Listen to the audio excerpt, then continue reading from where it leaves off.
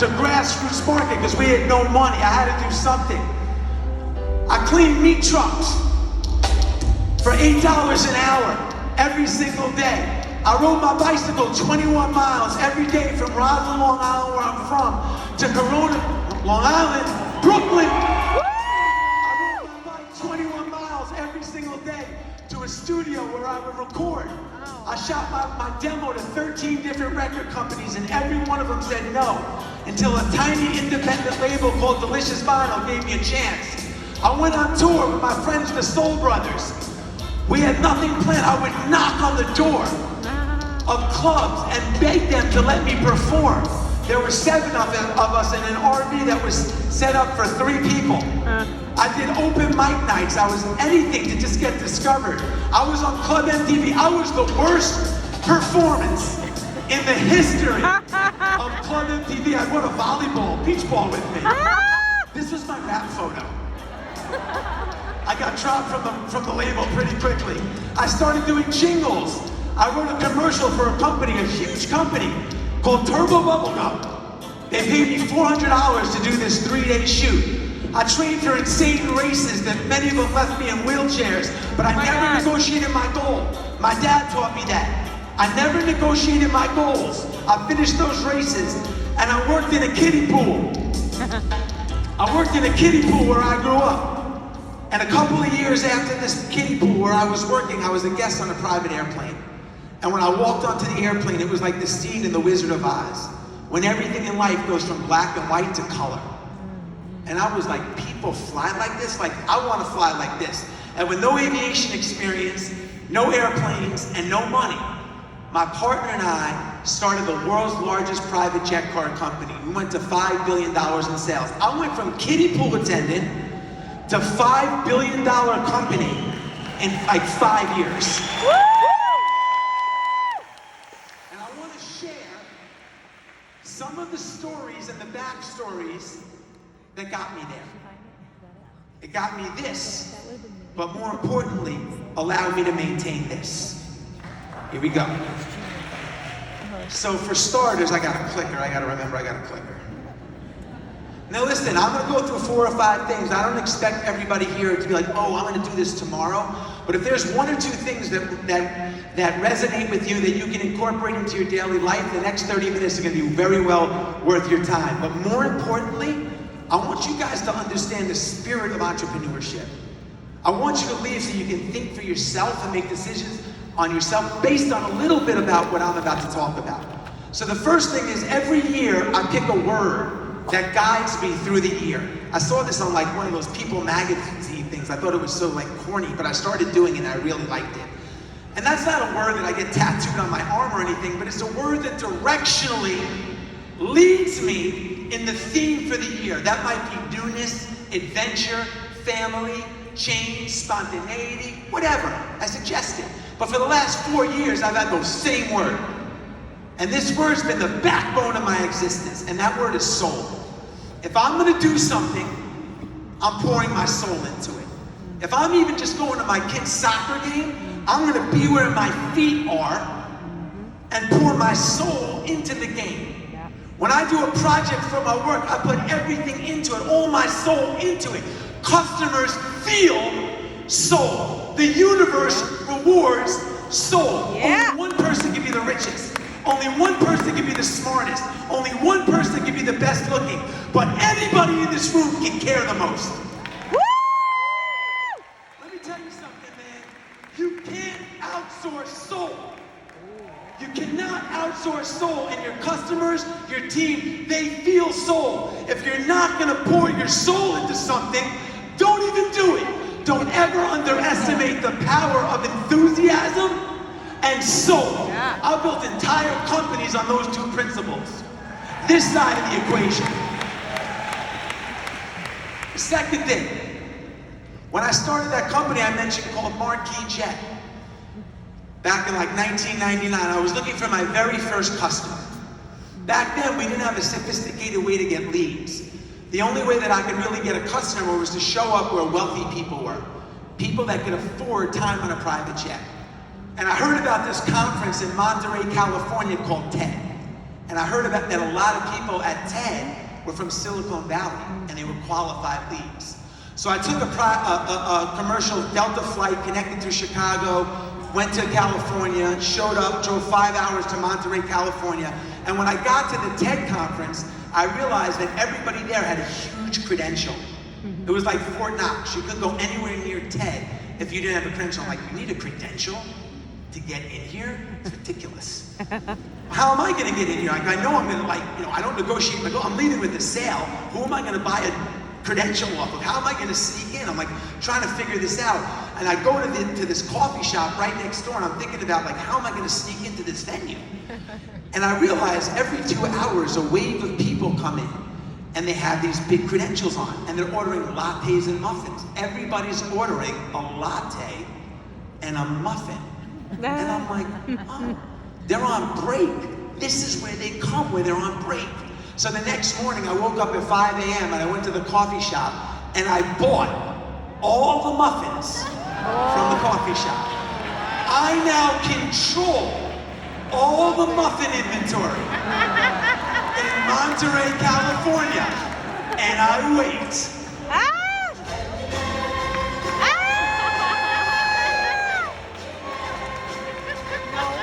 Sure enough, 2 hours later, a wave of people come in with big credentials, and the first guy gets up, this is a true story, and he says, I'd love to order a latte and a muffin. The guy says, I can give you a latte. I'm sorry, sir, we're all out of muffins. He's like, oh, 9 o'clock, you're out of muffins already? He's like, we're out of muffins, we'll get more at 12. The guy starts walking back, and I stop him and I say, excuse me, overheard you.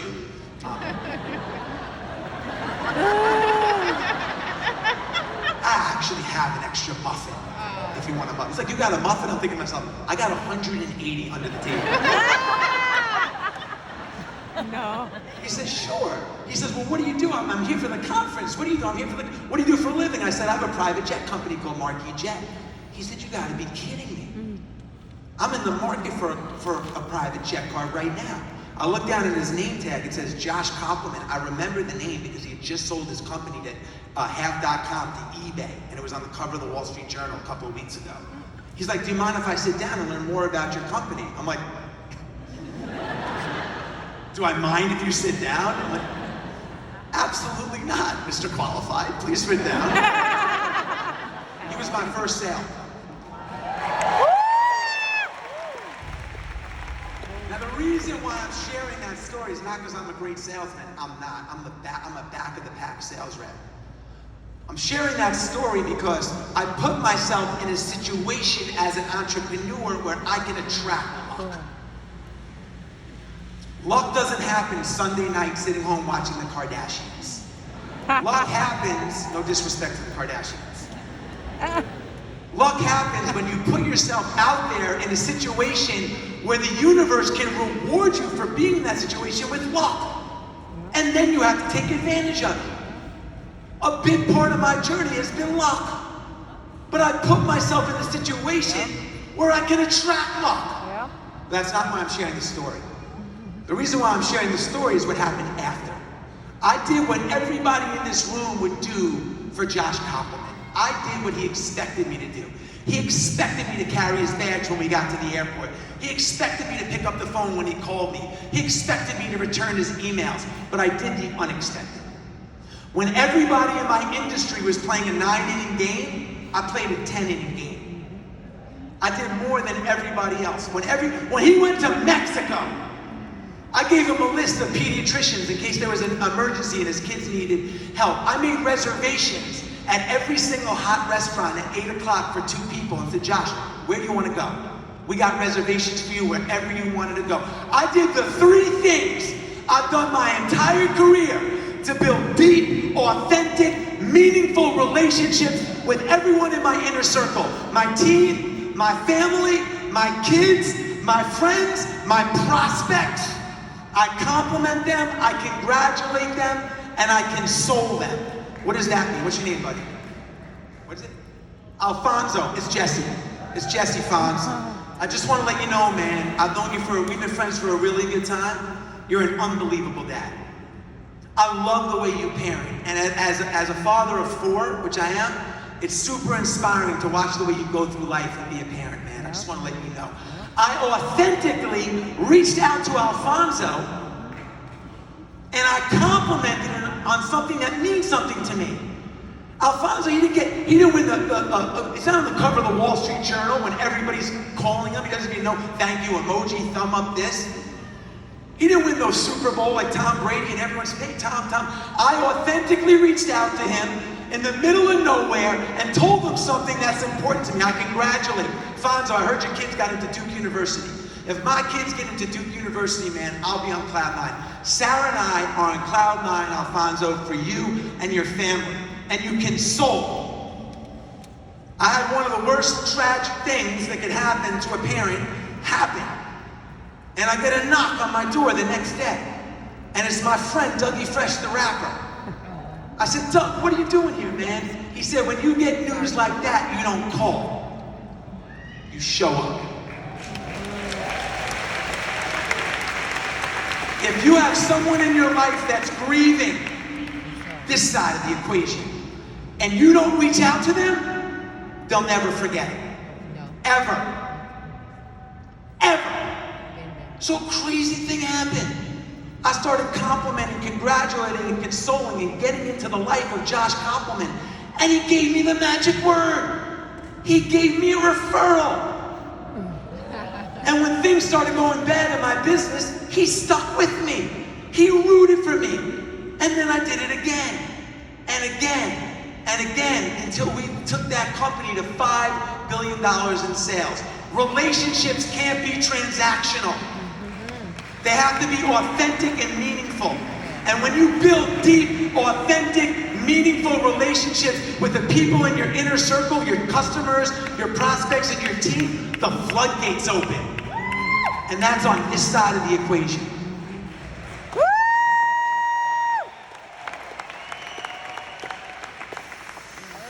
Quick question, how many people, anybody, how many people here think they're gonna die? Everybody thinks they're gonna die. Stupid, right? We all know. How many people here have their graveyard plot picked out?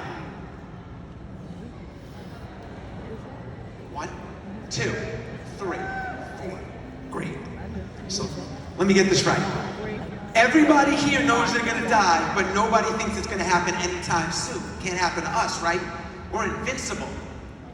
If you thought it could happen to you anytime soon, you'd have all that shit figured out, man. You'd have your graveyard plot picked out.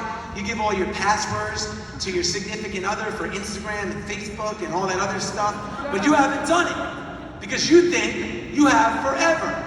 Until you realize that at any day, you can walk out of this convention center and boom, get hit by a Mack truck or get diagnosed with something, which I'm at the age my friends are getting diagnosed. Until you realize that, you're not operating with true urgency. You think you have time. When I think about time, I think about it like this. Come on, Liz. The day you wake up, you go on this bus ride, and the bus starts going fast. You don't need me to tell you it goes fast, man. You know it goes fast. And then all of a sudden, Alfonso's in high school. They're like, you better enjoy it, Alfonso. It's gonna go fast. The bus keeps moving. You're in college. Maybe you meet somebody. You get married. You have a child. In 8 years, you're gonna be an empty nester.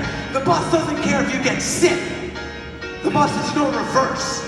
The bus doesn't care about COVID. The bus doesn't care if you're lazy, overweight, divorced. It doesn't care, man. It just keeps going until one day, out of nowhere, all of a sudden, boom, the bus stops. The whole ride's over. I'm 54 years old, man. This much of my life is done. I can't get it back. I don't care what kind of year I had last year. I don't care if you're broke, overweight. I don't care. And neither should you. The only thing you should care about is from this moment on. You can't fix that. From this moment on till the end of the bus ride. How do you maximize that?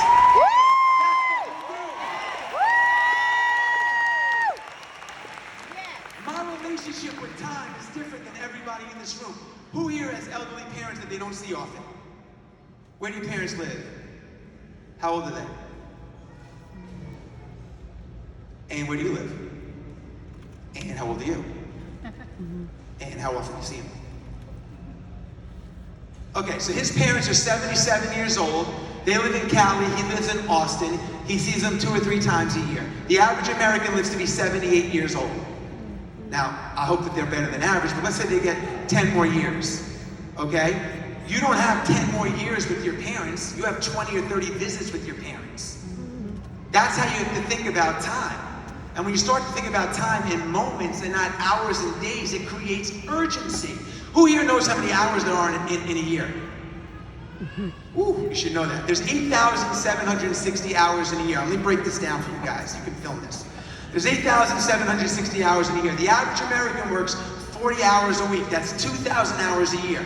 That's 2,000 of the 8,700 hours. Alfonso, you sleep at night? 6 hours, 7 hours? Great, that's 2,500 hours a year. So that's 4,500 of the 8,700 hours we're all dealt. Everybody here's got to eat. If you eat 3 meals a day for 30 minutes, that's 500 hours a year. That's 5,000 of the 8,700 hours. And the average American spends 4 hours of screen time on their phone. That's 1,500 hours. That's 6,500, 75% of your 8,700 hours. And all you've done is slept, worked, eaten, and been on your phone. Man, you better be really diligent with the other 25% of your time. You better be really diligent with the other 25% of your time, which my dad was. When I turned 50, I made a promise to myself. I'm gonna put more on my plate of the things that I love to do with the people I love to do them with. As I build that, I'm gonna make sure I put more on my plate of the things that I love to do with the people that I love to do them with. What Mac didn't tell you in my bio is I started a company called I partnered with a company called Zico Coconut Water. In 2012, we sold that company to Coca-Cola. What's interesting is, about 4 months ago or so, my partners and I bought the company back from Coke. So we sold it to Coke. It's like an entrepreneur's dream. Our baby came home from college, and we bought it back. What's interesting about the story of Zico Coconut Water is, when we started and launched Zico, to the time that we sold it took 8 years. This is fascinating. In that 8-year window, there were 28,000 other beverage brands that were launched. Of the 28,000 beverage brands, Coca-Cola North America bought 8. We were one of 8 that Coke bought. And I was thinking about, like, what made us different? How do we pull this off? And it took me to the original backstory of Zico, and I'm gonna share it with you guys quickly. You can film this, but don't post it. I've only told the story 3 times in my life. So about 10 years ago, when I had the idea for coconut water, I was at Matt Damon's house. Not to name drop. To name drop. And I was single, and Matt had asked me to stay overnight. He's like, do you want to stay overnight? I'm like, you have some dinner, go out. I was like, I would love to, Matt, but I'm going to Brazil tomorrow. He was like, Brazil? What's in Brazil? I said, I'm gonna start a coconut water company. He was like, coconut water? I love coconut. I have a coconut tree in my backyard. I get the coconut and I cut it open and I drink and give my daughter coconut water. He said, keep me updated on this. If something happens, this is something that I may want to get involved with. I said, all right, Matt, I'll keep you updated on it. A month later, I find myself in the office of Coca-Cola pitching my company called Coco Plus to the president of Coca-Cola. And the meeting is going lukewarm at best. I gotta change the vibration. So I said to the president of Coke, well, my partner, Matt Damon and I. You know in the cartoon when someone's head spins, he's like, Matt Damon is your partner? I'm like, Matt D? Yeah, Matt and I. And the meeting, the whole thing flips. And I get to the 1-yard line of Coca-Cola. But I gotta get it over the goal line. So I leave the meeting and I call Matt. And I'm like, Matt, I need a really big favor. I said, you know that coconut tree in your backyard? If I come over with a camera and a machete, would you climb up the tree, chop it down, go into your kitchen, chop open the coconut, put a straw in it, turn to the camera and say, Muhtar Kent, the CEO of Coca-Cola, there's gotta be a better way than this.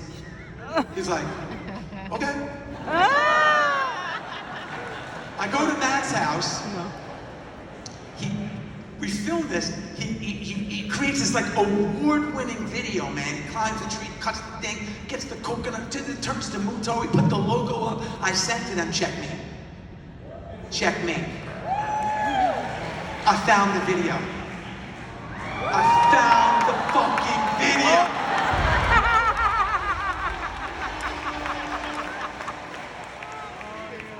Check this out. Daddy, can you get me a drink? This is completely ridiculous.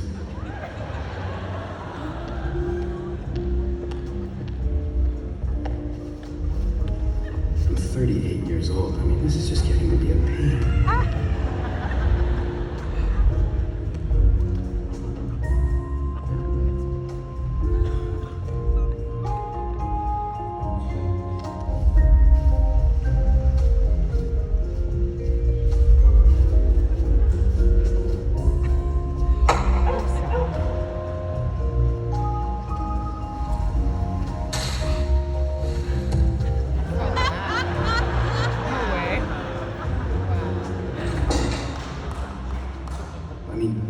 Can somebody please figure out how to get the water out of the coconut and into some kind of package?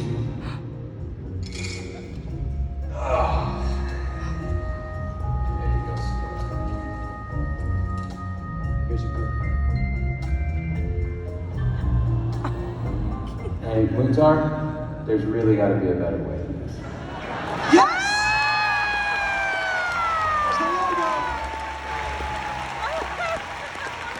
Obviously, you're not going to get Matt Damon to shoot a video, but there's two important lessons with this. The first thing is, when you have a big meeting, you have to bring it to life. You're never going to get a second chance, and you have to bring it to life, no matter what. You have to get creative, and you have to stand out. But the most important thing is, when I started our company, getting a video of Matt Damon or sending, that wasn't in my business plan. And when I look back on my journey as an entrepreneur, in my own personal life, the things that made the biggest difference in my career were not in my business plan. A lot of people are like, oh, we gotta follow this to the T. Yeah, you can hire people to execute a business plan. You have to look for the opportunities that are outside of what you're even thinking about. And that's been the difference maker for me, is the things that are not in my business plan. Clicker. Next slide. Whoop, not that one. Ruined the joke, man. The reason why people come to conferences like this is to learn about the industry, to get better results. But the main thing people want, mostly when they come to conferences in general, is mindset. It's the number one thing that people want. And I learned a mindset trick, this side, a couple of years ago that completely changed my life. And I'm going to teach it to you. You can master it in 5 minutes or less. You can teach it to your children. You can walk out of here using it. And if you would have told me 10 years ago, and I'm going to teach you right now, I would have said, that's the hokiest stuff I've ever heard in my life, man. But I'm telling you that this has changed my life, really probably more than anything, and I use it every day. So a couple of years ago, I was running a race called the Last Man Standing. Here's the format of the race. So the race is a 4.2-mile loop. You have an hour to complete it, running race. If you finish it in less than an hour, like in 50 minutes, you have a 10-minute break because they line you up again at the top of the hour to run the loop again. And they repeat that process until one person's left standing, the last man standing. It can go on for days. So during my training runs, I did 10 training runs of 38 miles. And every time I got to 38 miles, I stopped. I had to stop. That was my limit. 38 miles, not bad for a guy, I'm 54 years old. Not bad for a guy that's 54, but that's not gonna get you very far in this race. And then I heard on a podcast, I heard about this guy named Chad Wright. Chad Wright is a Navy SEAL. And on the podcast, he was saying that he met a guy at the starting line of a 100-mile race who had only run 5 miles. And he took them all the way to the finish line of a 100-mile race by repeating, I will not quit, I will not quit, I will not quit. I said, that's impossible, man. I've been running my whole life. You can't just say, I won't quit in 20x your longest run. It's impossible. But this guy's Chad Wright's a Navy SEAL. He's on a huge, reputable podcast. I highly doubt he's lying. So I cold call him. Create your own luck. I get him on the phone and I tell him about my story, and I'm stuck at 38 miles, and he said, Jesse, I can solve that problem for you in 1 day, 2 days, man. A week later, he's at my breakfast table. Now, Chad Wright is from the deep south of Georgia. He's got a ZZ Top beard, as you just saw, a ZZ Top beard, tattoos everywhere, and a look in his eye like he's seen stuff nobody in this room would want to see during his journey in the military. So the first day he's there, my friends are calling me up. They're like, did you change your cadence? Are you eating differently? Like, what have you done? I'm like, he hasn't said a word. He's actually just sitting in the corner, stroking his beard, laughing at me. Like, this is the biggest waste of time ever. As I showed you guys a second ago, this is Chad Wright. I'm like, telling my friends, I'm like, in fact, he's spooky. He's got a deep southern accent. So that night, we sit down at the dinner table. He hasn't said the word to me, and he finally speaks. He says, Jesse, brother, tomorrow, we're gonna start our mission at 0500. But we're gonna meet at the breakfast table at 4:45 and go over the plane. And I'm like, we're gonna spend 15 minutes? Okay. Flew you all the way out for this. 4:45 comes, we're at the breakfast table. He says, Jesse, today we're gonna do 3 things, man, and 3 things only. And if you do these 3 things, man, you're gonna crush your 38 miles. He said, the first thing we're gonna do is, we're never gonna give our pain a voice. What does that mean, Chad? He said, I know you're gonna have thoughts like, I'm not a good sales rep. I don't have enough experience. The competition's too good. Or in my case, I'm tired. I have blisters. This stinks. He says, I know we're all gonna have those thoughts, but we're never gonna speak them. Because once we speak those words, we give them power. If I ask you how you feel today during the race, your only response is outstanding. How do you feel? Outstanding. How do you feel? Outstanding. How do you feel? Outstanding. The second thing we're gonna do, man, is we're never gonna die in the chair. I said, what does that mean, Chad? He said, well, when we come in between these loops, man, we're never gonna sit down and be like, this is so hard, I quit. We're either gonna exhaust every one of our resources, whatever we do, and we don't get victory, or we're gonna be successful today. And either one of those things is okay, as long as we pour our soul into it, and we leave everything out there in whatever we do. And the third thing is, man, I know it's been a tough year. It's been a tough year for me too, for everybody in here. He said every time we come back from a loop, every day, we're gonna think about something that we're grateful for. We can't lose track of that during our race. We're gonna think about, this side, things that we are grateful for. So I did those 3 things, and that day, I shattered my 38 miles. Fast forward 30 days later, I'm at the starting line of the Hennepin 100-mile race. Chad Wright is running it with me. I get to mile 74 and I'm broken. I have hypothermia. I have 7 toenails floating around in my shoe. No. I'm freezing. The end is near. And Chad can sense it. And I'm walking and he stops. And he says, Jess, man, I'm gonna tell you something about me, man, that nobody knows, man. I said, what's that, Chad? He said, man, it's a miracle. I never get tired.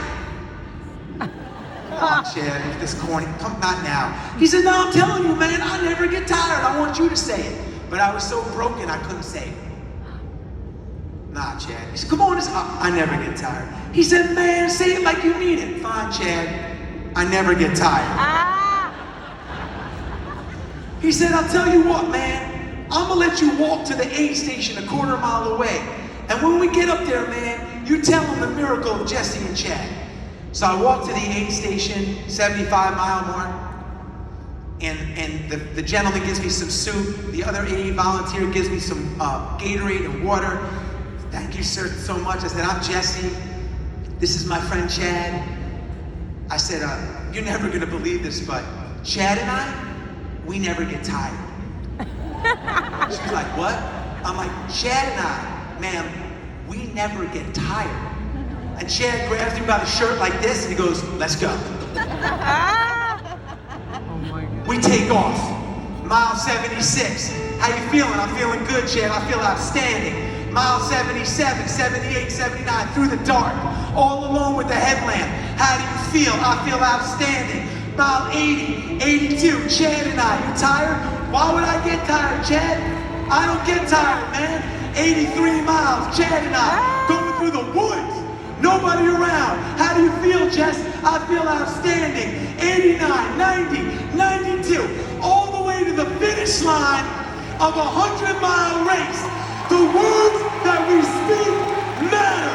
Yes. The words that we speak matter. Listen. When I was sleeping on the 18 couches, I used to walk into my office every day and turn to my partner and I'd say, we're millionaires. They just haven't paid us yet. We're millionaires. They just haven't paid us yet. This week, be mindful of the words that you say. How do you feel? Outstanding. How do you feel? Outstanding. How do you feel? Outstanding. How do you feel?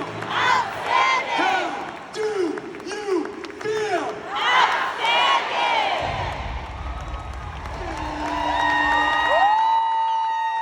Now listen, we covered a lot. We talked about SIPs very quickly, how they grade people that are going into seniors facilities.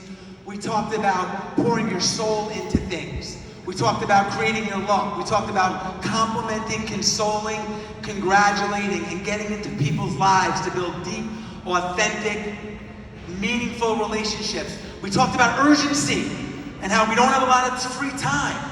We have to be very careful and diligent on how we use the 25% of the time that we have. We talked about how a lot of things that will make the biggest difference in our life are not in our business plan.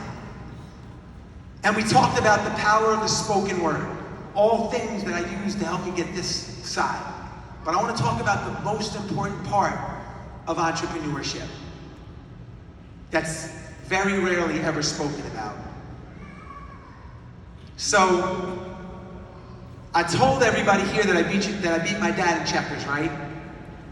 So what I didn't share, what I didn't tell with you guys,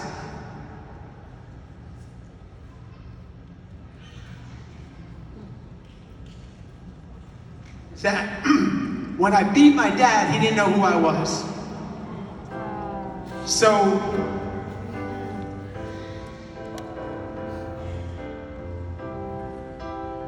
my dad had Alzheimer's, and I would sit for 24 hours waiting for 5 or 10 minutes of clarity when I would visit my dad. And the last time I was at my dad's house, or one of the last times I was at my dad's house, my dad turned to me out of nowhere and he said, son, Jesse, you want to play checkers? I was like, Jesse? Yes, Dad, I want to play checkers. And I beat him. Last time we played. Wasn't fair, but I beat him. And while I had him in a moment of clarity, I said, Dad, what do you want to do? I said, I'll do whatever you want to do, son. I said, you want to go in the swimming pool? My dad has been in a swimming pool in 15 years. He said, yeah. So I put my dad in the swimming pool with me. When you have a chance to create a memory or a moment, you have to take it. You have to take it. Throughout the journey, my mom refused to hire anybody to work with my dad. They've been married for 67 years. I got a front row seat to watch what this looks like through my mom. They interviewed the wealthiest families in America. And they asked them, what was their biggest regret? Families with $25 million or more of liquid net worth. What was their biggest regret in getting all the money? And overwhelmingly, almost every single person said, giving up what they had for what they wanted. They gave up what they already had for what they wanted. Don't give up what you have for what you already want. Don't give up what you already have for what you want. And as I sat there with my dad was in hospice. My brother and my two sisters, my mom and myself, rotated around the clock. And when you're in hospice, you stop eating and drinking. So it's like a time clock, man. The sand thing, it's just turns. I've never been close to death before. It turns and you just sit there and wait. And when I look back on my journey with my dad at this moment, as sad as it was, three things went through my head. The first thing was, as painful as this moment was, as sad as it was, man, I poured my soul into this relationship. I felt really good about the relationship because I emptied